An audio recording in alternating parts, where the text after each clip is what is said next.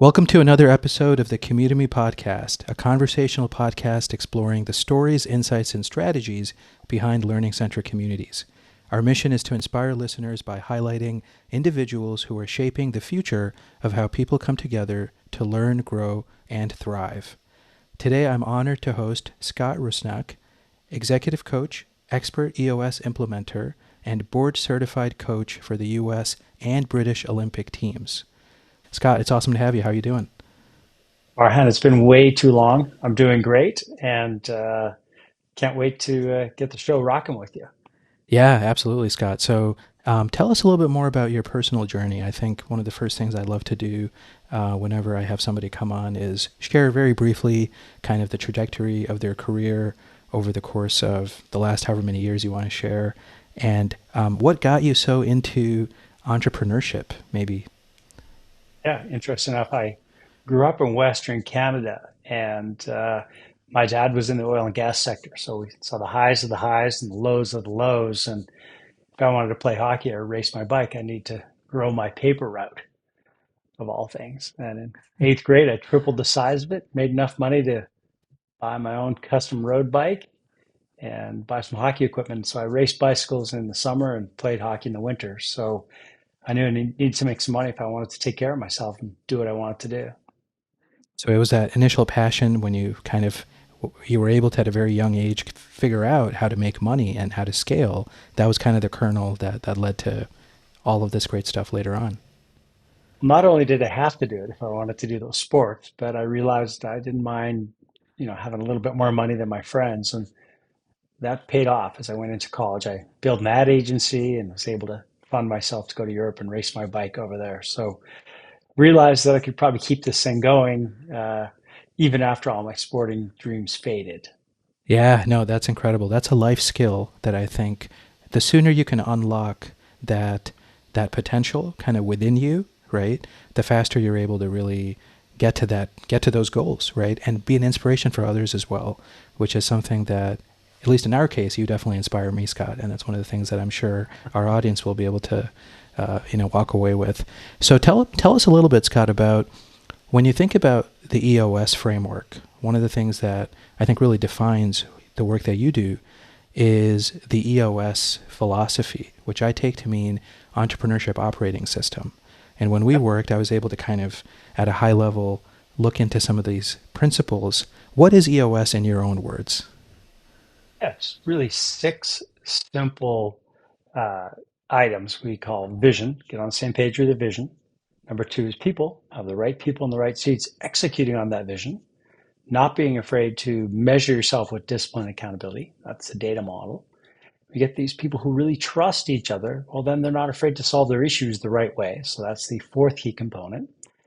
Then the fifth is process, making sure that we're doing things the right way.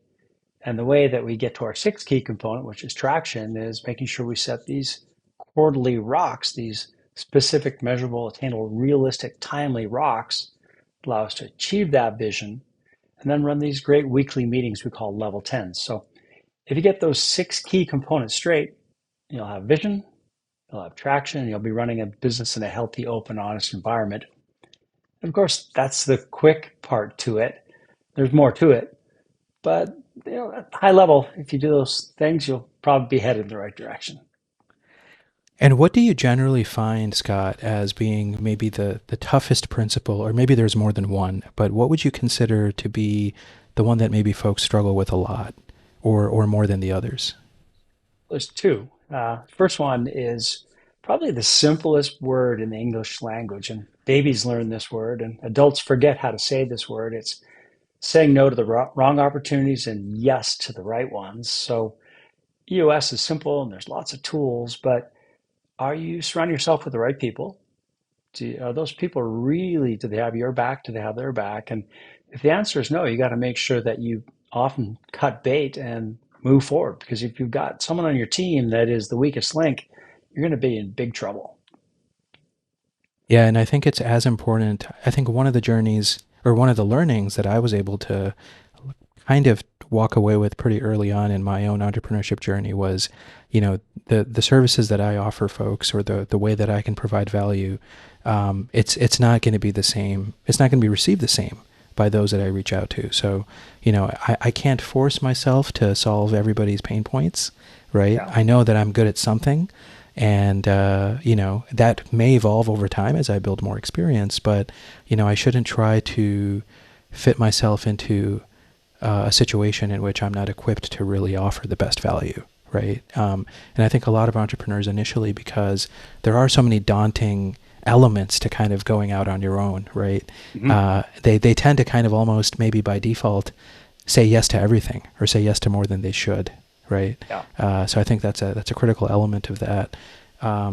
Would you say that when it comes to entrepreneurship, I think there's a lot of our listeners are interested in the idea of entrepreneurship, right? So this community is really that I'm building is in the learning space, and you've worked Hmm. at major learning companies before. You exited, School Logic, and when you think about entrepreneurship in the context of learning, what comes to mind for you? I mean, I know you teach, and I know you do a lot of great mentorship work, and this is really a big part of your life. But what are the fundamental, maybe, principles when it comes to teaching and learning entrepreneurship? Well, first of all, it's got to be in your DNA. You can't fake it. And if you're trying to be an entrepreneur, well, maybe you're a wantrepreneur. Maybe it sounds good, but if you're not ready to put in those 18 to sometimes 20-hour days and really grind it out, you're not the right person. And two comments I'm going to make. The first is I've been in this education, learning, teaching, coaching space for, gosh, almost 35 years, getting close to 60. So you've got to surround yourself with the best of the best. And actually, Farhan, that's where you came in. And this is not a paid speaking engagement for Farhan and his services, but you took what I had and turned it into a really simplistic formula. And it's allowed um, um, my keynote speaking and my executive coaching practice really flourish. So there you go. You got to surround yourself with the right people. So if folks are still paying attention to this podcast, and I hope they are, go online and look up something called Dunbar's number. And this Dunbar's number really talks about surrounding yourself with the right people. I was reading a blog by Warren Buffett the other day, and there's a quick name drop, but he talks about Dunbar's number actually, and that's part of my keynote. And you got to make sure that you're standing on the shoulders of giants, because if you really want to get there, look for people who are going to push you, make you better.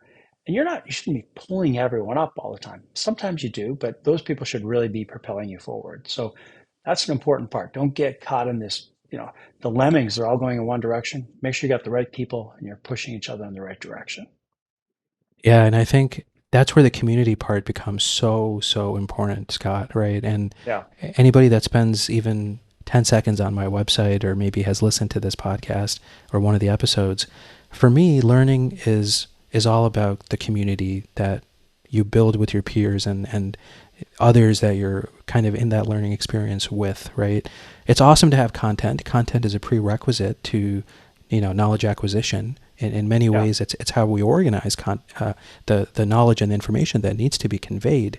But, you can make the most beautiful online course, or the most compelling slide deck, or whatever it is, videos, right?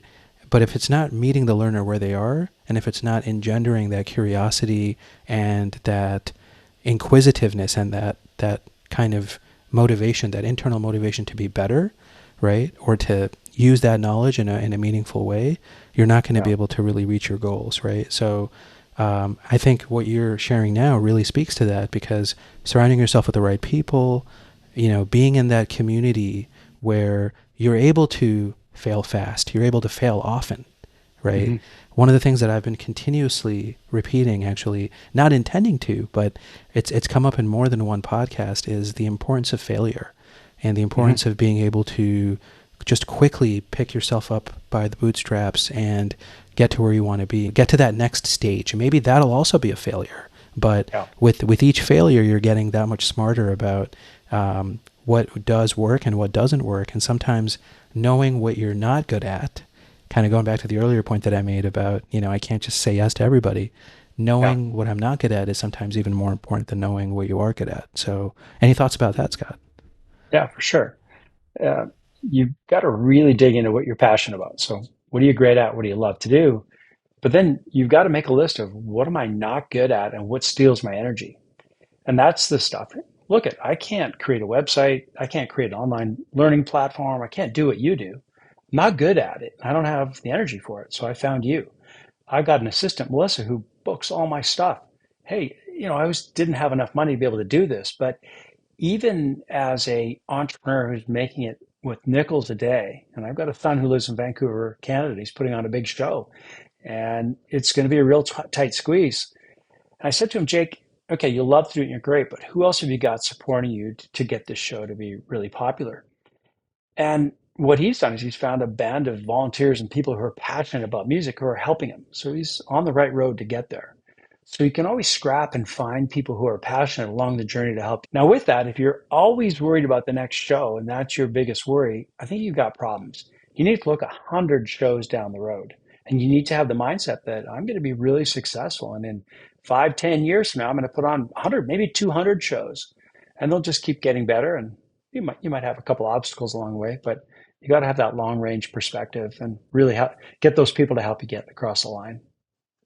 Yeah, and I think another part of this too is just the grit and the mental willpower, beyond just the number of hours that you are going to naturally be working, right?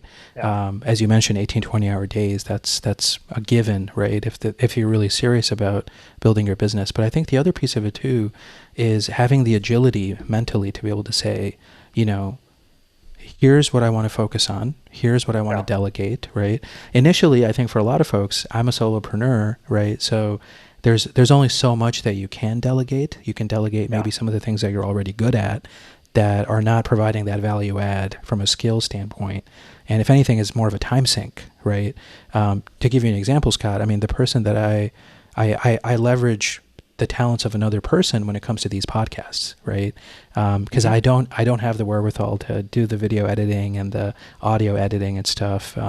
It's still actually one of the things on my to-do list I have to do for my YouTube videos now. It's just like, oh crap, Part of it is I want to learn how to do it, so I'm forcing myself to. But if I didn't have, my assistant Rithi helping me with these episodes, then I would really be in a much more, precarious position, if you will.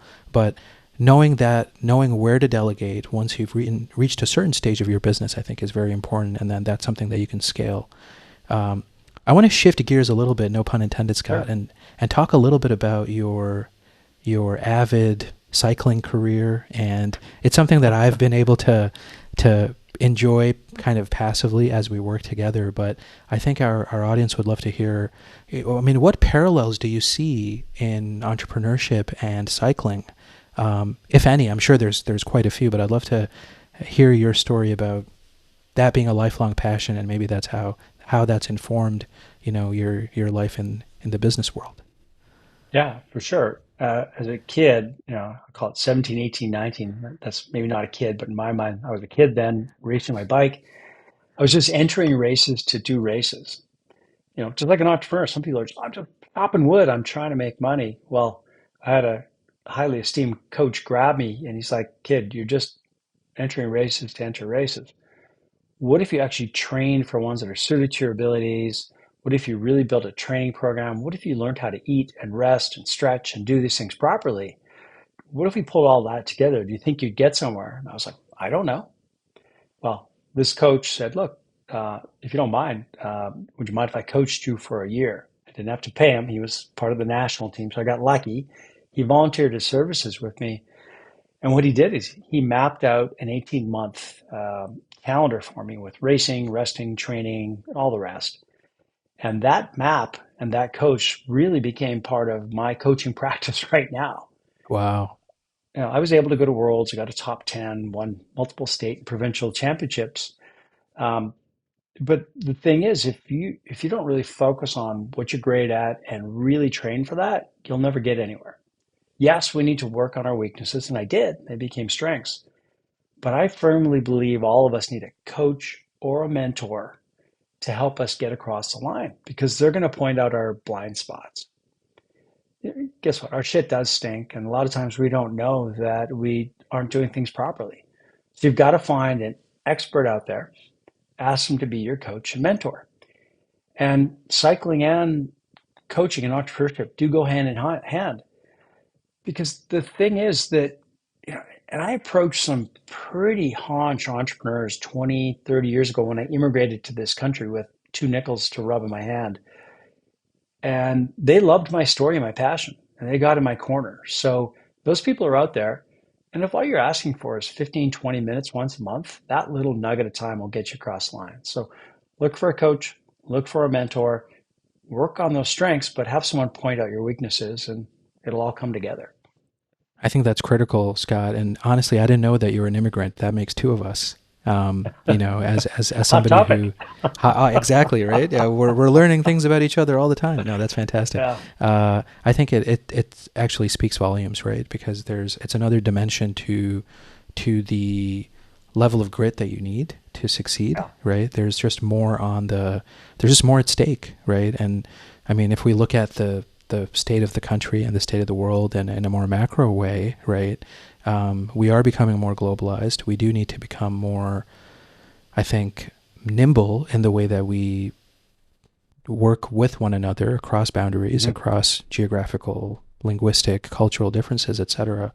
But these are concepts that are quite transcendental, right? They're quite universal. Um, Yeah.